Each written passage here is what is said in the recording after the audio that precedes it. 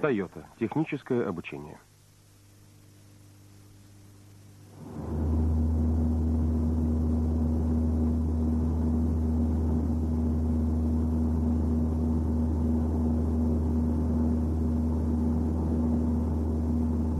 Шум.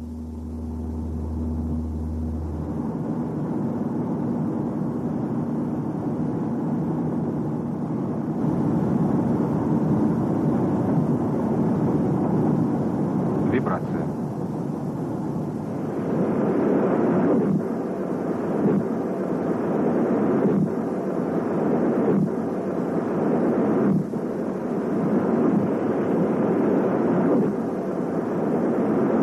Резкие звуки.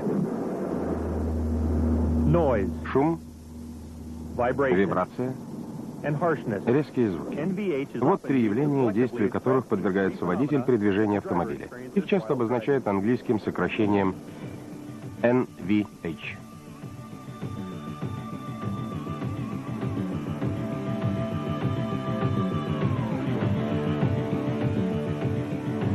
Эти явления не только неприятны водителю и пассажирам, они должны вызывать опасения. Значит, в автомобиле что-то не в порядке. Проблемы, связанные с NVH, доставляют неприятности и механикам. Они считают, что избавляться от них приходится долго и трудно. Но это не совсем верно. Если вы понимаете причины появления вибрации, если вы знаете, что такое вибрация, понимаете механизм возникновения вибрации и шума в автомобиле, а также как с ними бороться, если вы освоили основные процедуры устранения неполадок, избавиться от NVH не так трудно, как кажется. Этот фильм расскажет вам о причинах возникновения шума и вибраций и как решать шаг за шагом проблему NVH.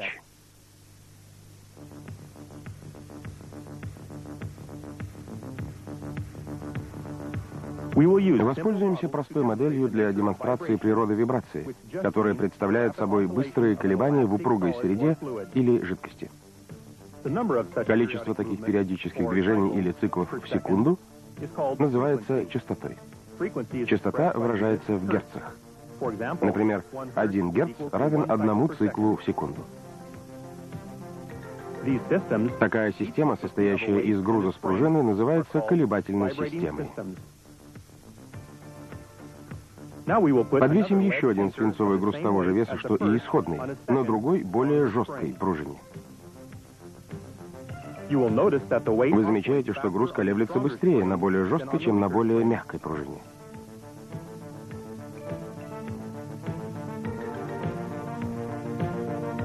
В этот раз мы поместим двойной груз на одну пружину и одиночный на другую. Обе пружины одинаковые. Вы замечаете, что легкий груз колеблется быстрее, чем тяжелый. Сравнивая эти колебательные системы, вы обнаружите, что частота колебаний изменяется в зависимости от жесткости пружины и тяжести груза. Частота, с которой колеблется или вибрирует некоторая система, называется собственной частотой.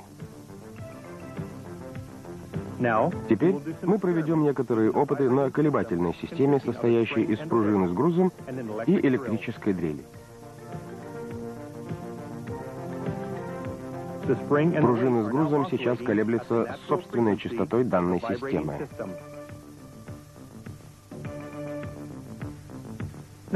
Теперь посмотрим, что произойдет, когда дрель начнет вращаться со скоростью, отличающейся от собственной частоты пружины с грузом. Вы замечаете, что от вращения дрели уменьшается амплитуда, то есть величина колебаний пружины.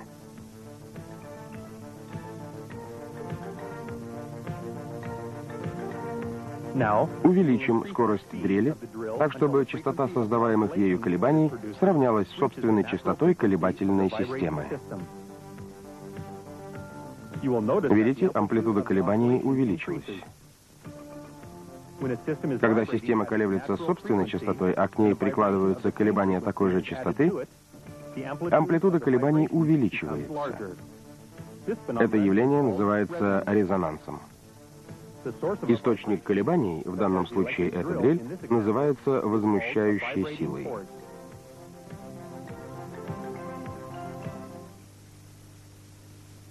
В автомобиле имеется ряд элементов, которые могут стать источником возмущающей силы. Покажем некоторые из них.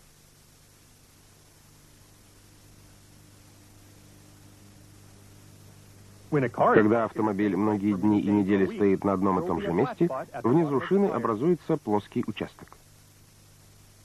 Он может вызывать вибрации в колесе при каждом его обороте.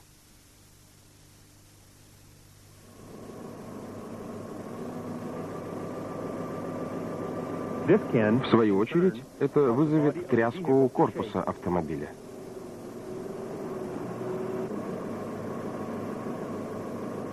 Несбалансированный карданный вал также вызывает колебания при каждом своем обороте. Это может вызывать гудение или жужжание, в общем, какой-то гул, а также вибрации при движении автомобиля с большой скоростью. Двигатель также является мощным источником возмущающих сил. Флуктуации крутящего момента в процессе внутреннего сгорания создают такую силу. Это тоже можно называть гулом. Рассмотрим механизм, при посредстве которого возмущающие усилия вызывают вибрации и шум. Для этого разберем, как двигатель вызывает гул. Владелец этого автомобиля жалуется на появление гула, когда двигатель работает при 4200 оборотах в минуту.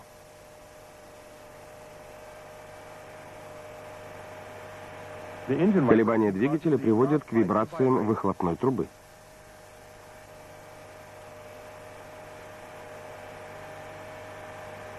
Вибрации выхлопной трубы передаются на корпус, если неправильно установлена опора трубы.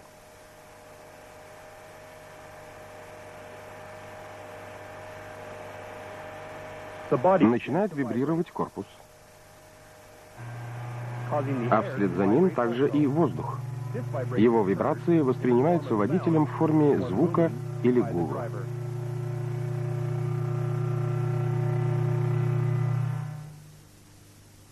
Выделим элементы механизма возникновения гула.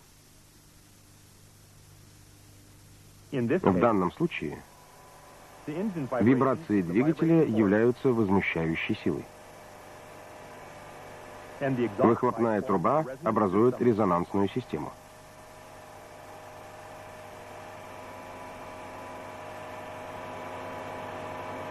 Опора выхлопной трубы является передающей системой, а корпус оказывается вибрирующим элементом. Вибрирующий элемент вызывает колебания воздуха, а колебания воздуха в виде гула улавливаются водителем. Выделение отдельных элементов какой-то проблемы очень важно при устранении неполадок. Любую проблему следует анализировать указанным способом. Можно предотвратить появление вибраций и шума, как мы увидим далее. В целом от вибраций можно избавиться, если устранить один из элементов механизма вибрации. Если устранить возмущающую силу, резонансную систему, систему, передающую вибрации, или вибрирующий элемент, то колебания сведутся к минимуму. В автомобилях применяется ряд конструктивных решений для уменьшения вибраций. Рассмотрим решения, предназначенные для ослабления возмущающей силы. Вибрации двигателя, вызванные, например, перемещениями поршней, можно предотвратить, устанавливая балансировочные грузы на карданном валу. Карданный вал, колеса и другие вращающиеся с большой скоростью элементы также необходимо балансировать. Балансировочный груз применяется для балансировки при установке новых колес. Все эти меры имеют целью ослабить возмущающую силу. Другим способом избавления от вибраций является устранение резонанса. Иногда груз устанавливается на педали акселератора, чтобы изменить его собственную частоту и избавиться от резонанса. Груз такого типа, который устанавливается непосредственно на элемент автомобиля, называется массовым демпфером. Когда груз устанавливается на элемент опосредованно, через резиновую подкладку или подставку, его называют динамическим демпфером.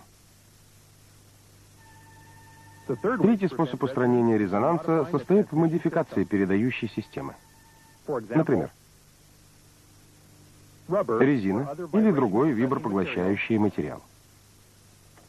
Вводится между двигателем и корпусом, чтобы не давать вибрациям переходить на корпус.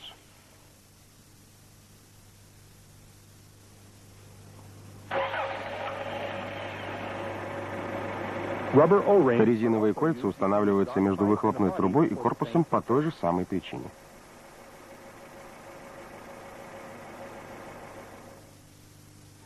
Четвертый способ устранения вибраций относится к самому вибрирующему элементу.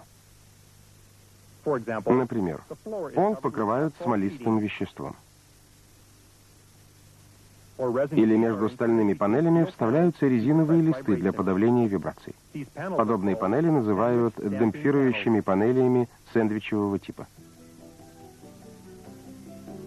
Как видите, не так уж трудно все-таки понять причины вибраций.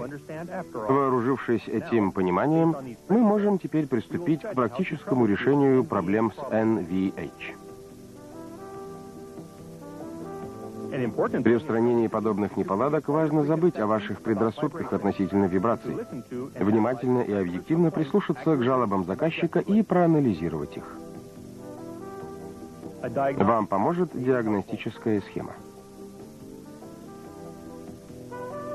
По возможности сядьте в автомобиль вместе с заказчиком, поводите машину и разберитесь в проблеме подробнее. Что еще важнее, вы должны определить, при какой скорости автомобиля и скорости вращения двигателя возникают неполадки, а также все другие влияющие факторы.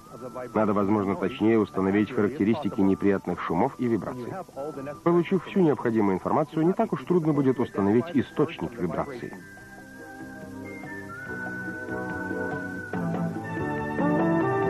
Кроме того, следует выделить элементы механизма вибраций и шумов и решить, устранение какого элемента в этой схеме поможет избавиться от них.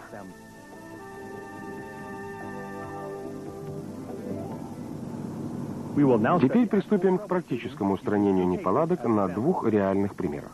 В одном из этих примеров мы сталкиваемся с тряской корпуса. В первую очередь мы садимся за руль автомобиля, чтобы подтвердить это явление. Надо установить, как зависит тряска корпуса от скорости автомобиля.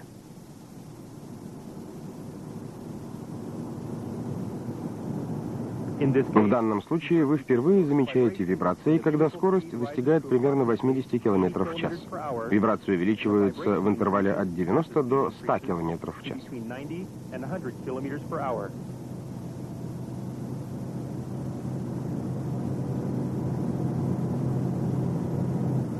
Надо также установить, как зависит колебание корпуса от нагрузки на двигатель.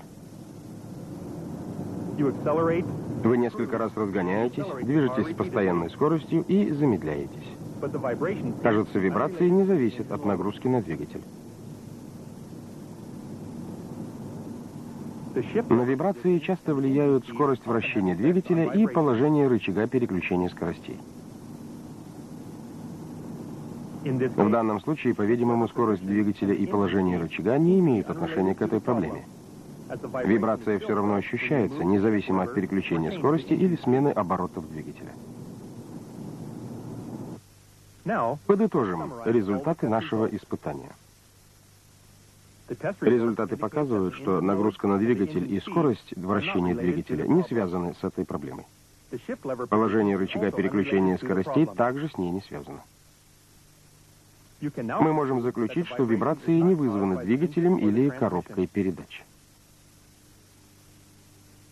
Значит, надо выявить другие факторы.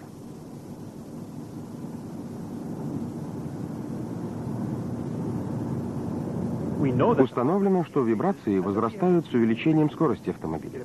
Значит, следует подозревать тот элемент, скорость вращения которого возрастает со скоростью автомобиля. Это может быть карданный вал, зубчатый венец дифференциала, приводные валы, колеса, а также комбинация этих элементов.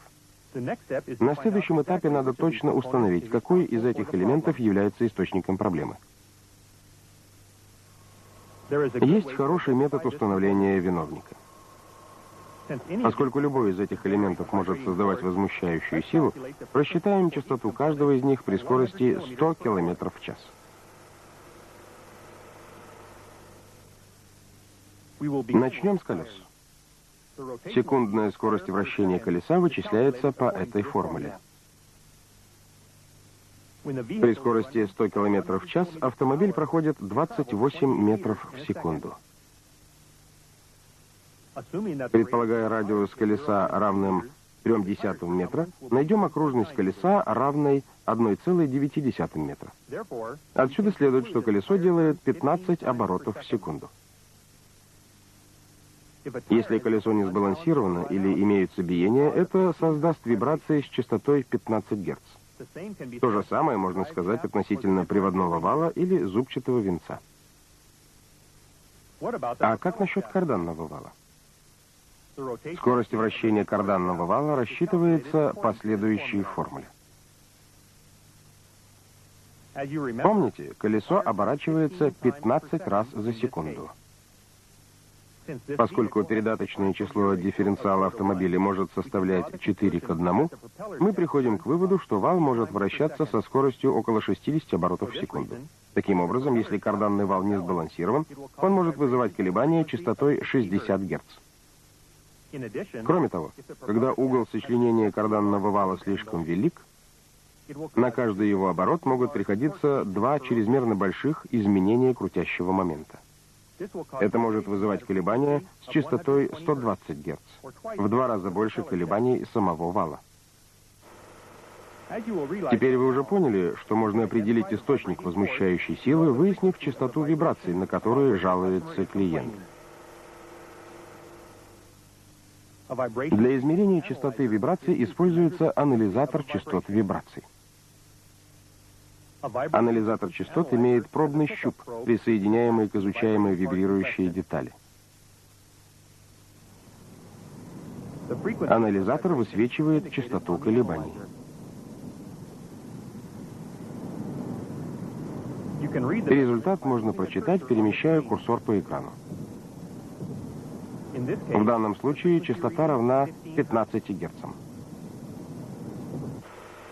Это значит, что вибрации создаются колесами или другими элементами, скорость вращения которых такая же, как и у колес. Если нет анализатора частот, параметры вибрации можно оценить другими способами. Вам достаточно собственной руки и интуитивного представления о наиболее часто встречающихся частотах. Например, этот элемент колеблется с частотой 15 Гц. Если дотронуться отверткой, то вы очень легко можете это услышать и почувствовать.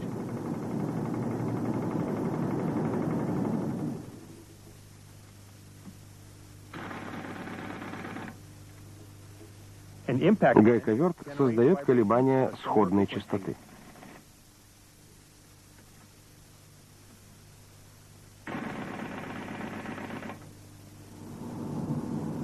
Это зеркало заднего обзора колеблется с частотой 60 Гц. Оно движется быстрее, чем это может увидеть глаз. Но если дотронуться до зеркала, можно почувствовать вибрации. Шлифовальный станок имеет близкую скорость, примерно 50-60 Гц. Дотроньтесь до него, и ваша рука скоро занемеет. Если вы старательно потренируете себя, то сможете различать различные частоты без помощи анализатора вибраций. Теперь мы возвращаемся к нашей проблеме вибраций с частотой 15 Гц. Мы начнем с проверки колес, поскольку колеса часто вызывают тряску автомобиля при большой скорости. При проверке колес мы обратимся к пособию по диагностике NVH. Перед началом проверки колес изучим колеса и шины визуально, а также звенья рулевого управления, систему подвески и другие связанные компоненты. Если все в порядке, проверим зазор между каждой цапфой и колесом. По стандарту зазор должен быть меньше 0,1 мм. С этим колесом все в порядке. Затем надо проверить биение шин. Перед этим надо примерно 15 минут поездить на автомобиле, чтобы снять возможное влияние плоского участка. Максимально допустимое боковое биение составляет 1,2 мм. С этим колесом все в порядке.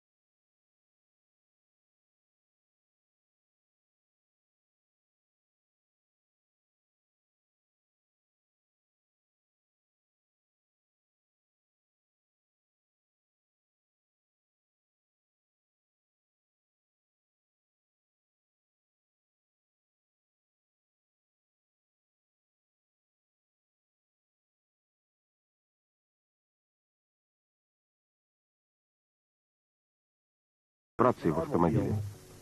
Поэтому перед окончательным тестом за рулем автомобиля следует проверить балансировку колес как на стенде вне автомобиля, так и на самом автомобиле. Во втором примере устранения неполадок мы рассмотрим возникновение гула. Если помните, это очень неприятный для слуха гудящий звук. На первой стадии мы садимся за руль автомобиля, как и при решении проблемы тряски кузова. По результатам тестового вождения мы установили только скорость, связанную с возникновением гула.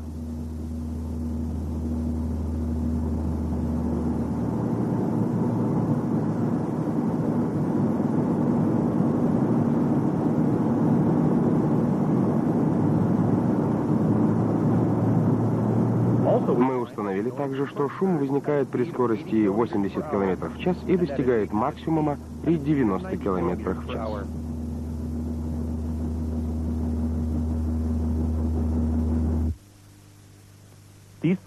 Полученные результаты говорят, что шум вызван не двигателем или коробкой передач.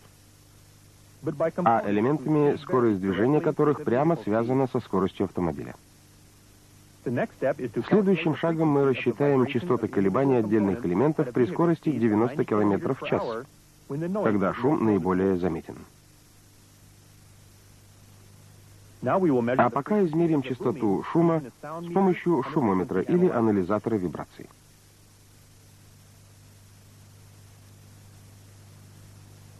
Вот как подключаются шумометр или анализатор частот.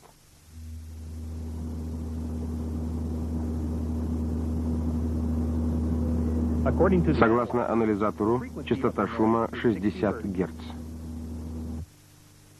Эта частота соответствует той, с которой мог бы вибрировать карданный вал в случае несбалансированности или биений. Это значит, что шум вызывается, скорее всего, карданным валом. У вас может не оказаться под рукой шумометра или анализатора, но после небольшой тренировки вы всегда можете полагаться на собственное ухо.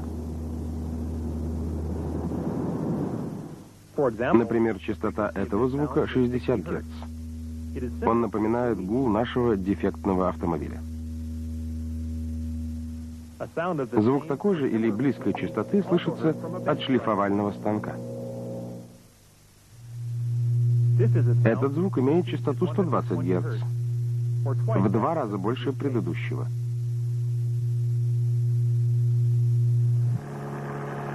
Звук близкой частоты исходит от мотора вентилятора.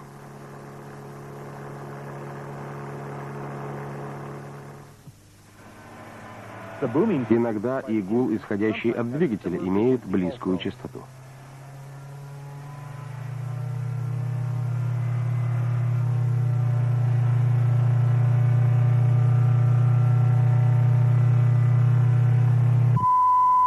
Если частота увеличится до 1 кГц, вы услышите вот такой звук. Звук подобной частоты можно услышать, например, наблюдая испытательную таблицу на экране телевизора до начала и после окончания передачи. Такой же или близкий звук иногда исходит от шестерен коробки передач.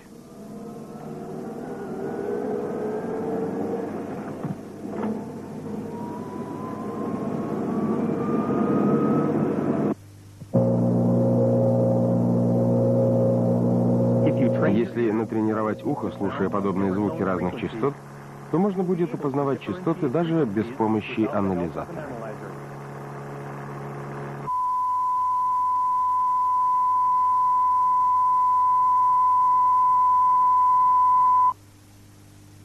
Теперь возвратимся к тому гулу, на который жалуется клиент. Видимо, гул вызван чем-то, что вращается со скоростью карданного вала. Или, может быть, самим карданным валом. Проверим балансировку карданного вала, поскольку он наиболее вероятной причиной вибраций. Обратимся к пособию по диагностике NVH и соответствующему детальному методу осмотра. Мы покажем вам лишь основные моменты изучения балансировки карданного вала. В действительности, балансировку вала в автомобиле можно проверить 3 способами. Во-первых, балансировку можно проверять с помощью анализатора вибраций и несколькими пробными грузами.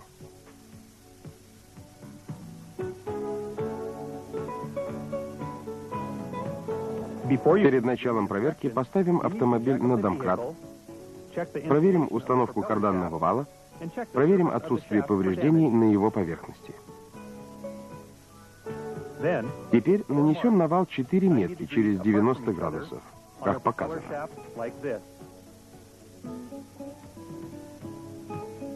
Присоединим пробный щуп анализатора вот сюда. Для проверки требуется 2 человека. Один сидит в автомобиле и управляет двигателем, воспроизводя условия гула. В момент возникновения гула он подает сигнал второму человеку.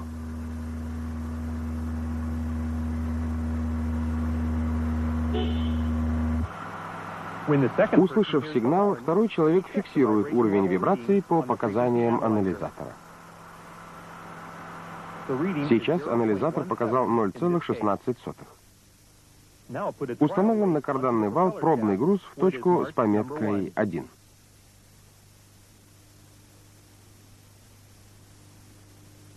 Вместо пробного груза можно использовать зажим для шланга. Винт зажима послужит пробным весом. Его вес равен 17 граммам. Снова измерим вибрацию с присоединенным грузом.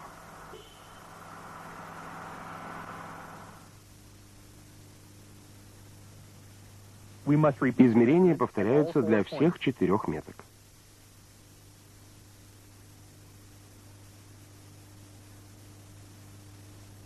Теперь по полученным данным построим график. Длина каждой стрелки соответствует уровню вибрации на каждой метке согласно анализатору. Далее разделим пополам отрезки 1,3 и 2,4.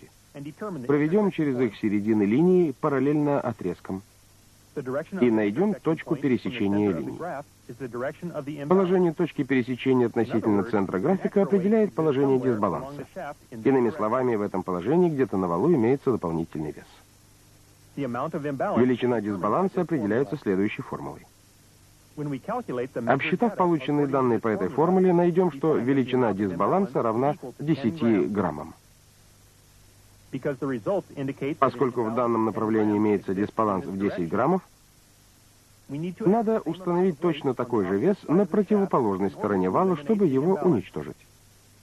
За подробностями обратитесь к пособию по диагностике NVH. Баланс карданного вала может быть проверен и другими методами. Можно, например, использовать метод пробных испытаний, когда пробный вес перемещается из одной точки в другую. Или можно использовать специальную установку для балансировки карданного вала. Подробности об этих методах вы найдете в пособии по диагностике NVH. Дисбаланс можно устранить, применяя вот такие балансировочные элементы или болтики.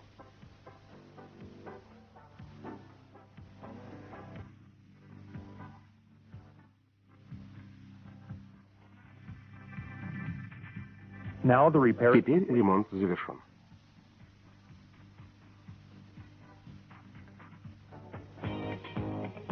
Автомобиль надо проверить в движении.